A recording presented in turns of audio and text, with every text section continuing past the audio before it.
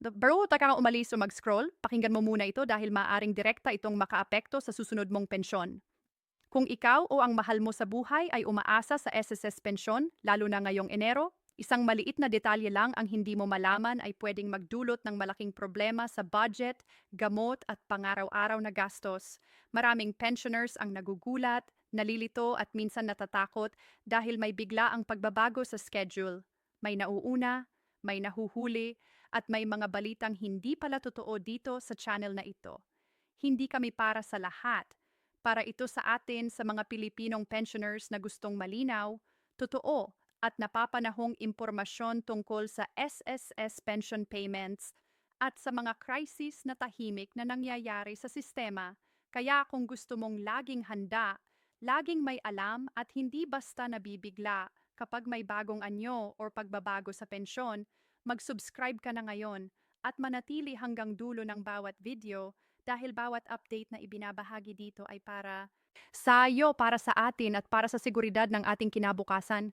Isipin mo ang umagang iyon ng Enero 16 habang hawak mo ang iyong ATM card o binubuksan ang mobile banking, umaasang sa wakas ay makikita mo na ang pensyong matagal mong hinihintay. Para sa libu-libong SSS pensioner sa buong Pilipinas, ang petsang ito ay hindi lang basta numero sa kalendaryo. Isa itong araw ng ginhawa, katahimikan ng isip at minsan ay literal na sagot sa pang-araw-araw na pangangailangan. Pagkatapos ng magastos na kapaskuhan, hindi humihinto ang bayarin. Tuloy-tuloy ang presyo ng bilihin, gamot, kuryente at tubig. Kaya napakahalaga ng update na ito tungkol sa SSS pensyon na papasok ngayong Enero 16 at mahalagang manatili ka hanggang dulo ng video na ito dahil bawat detalye ay may malaking epekto sa iyong plano at budget. Kung ikaw ay kabilang sa ikalawang batch ng SSS pensioners, ibig sabihin ang contingency date mo ay mula ika-16 hanggang ika-31.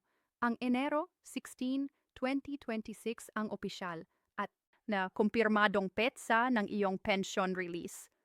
Normal ito at bahagi ng regular na sistema ng SSS.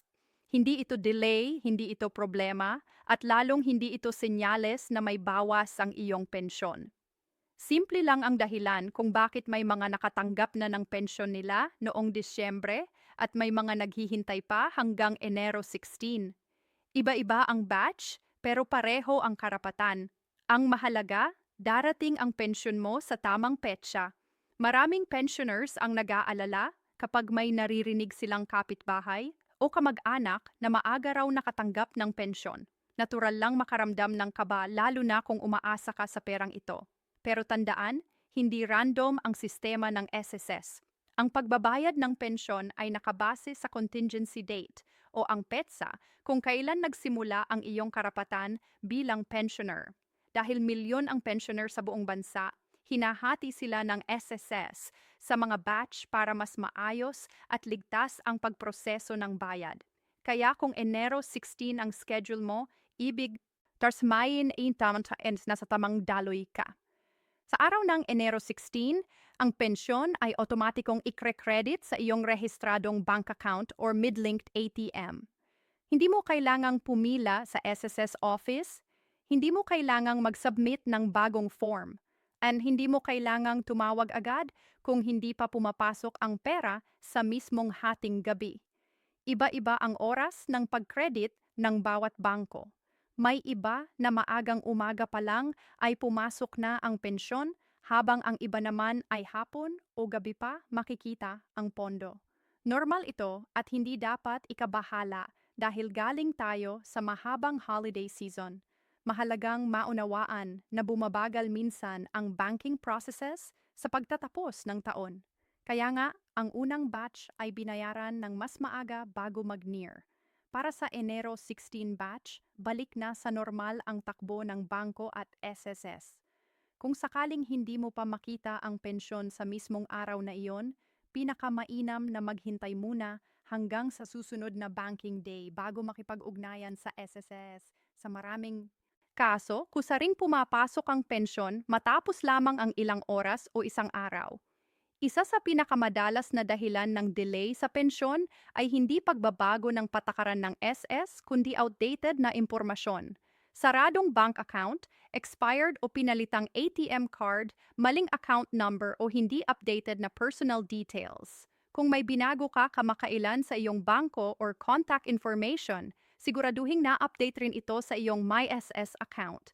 Isang simpleng update ngayon ang makakaiwas sa matagal na problema sa hinaharap. Marami ring nagtatanong kung may kasamang dagdag o increase ang pensyon ngayong Enero 16. Sa ngayon, ang papasok na pensyon ay ang regular na buwanang halaga, maliban na lamang kung may opisyal na inanunsyo ang SSS Board tungkol sa increase or adjustment. Kapag may ganitong pagbabago, ito ay malinaw na inaanunsyo at sabay-sabay na ipinatutupad, hindi palihim. Kaya mag-ingat sa mga chismis at maling balita na kumakalat online o sa group chats. Kasabay ng paghihintay ng ang pensyon, dumarami rin ang mga scam na target ang mga pensioners. Mag-ingat sa mga text, tawag o mensahe sa social media na nagsasabing kailangan mong mag-click ng link, magbayad ng fee, o magbigay ng OTP para raw ma-release ang iyong pensyon. Hindi kailanman hihingi ng ganitong impormasyon ang SSS. Ang pensyon mo sa Enero 16 ay automatikong papasok maayos ang iyong records. Ang pagprotekta sa iyong personal na impormasyon ay kasing halaga ng pag-alam sa iyong schedule. Para sa maraming pamilya, ang pensyon na ito ay hindi lang para sa isang tao. Ito ang bumubuhay sa buong sambahayan. Ito ang pambili ng pagkain, gamot at minsan ay tulong din sa mga apo. Kaya napakahalaga ng tamang impormasyon.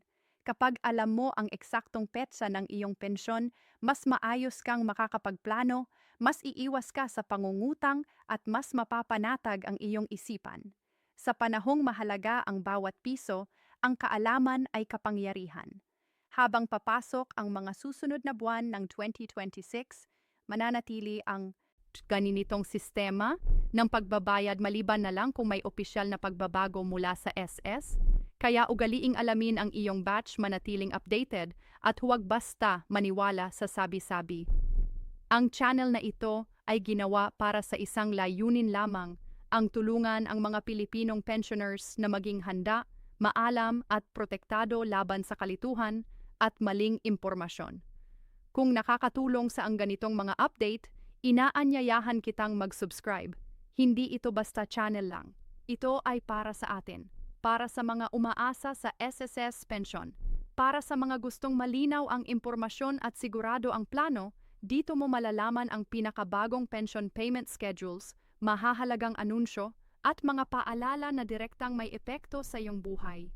Kaya habang papalapit o dumarating ang Enero 16, tandaan mo na ang pensyon mo ay paparating ayon sa tamang schedule. Manatiling kalmado, mag-check sa tamang oras at huwag hayaang sirain ng chismis ang iyong kapayapaan ng isip. Manatili. Hingkang nakatutok, manatiling may alam at manatili ka dito sa ating komunidad dahil bawat update na ibinabahagi namin ay para sa iyong kapakan-seguridad at mas maayos na kinabukasan. MM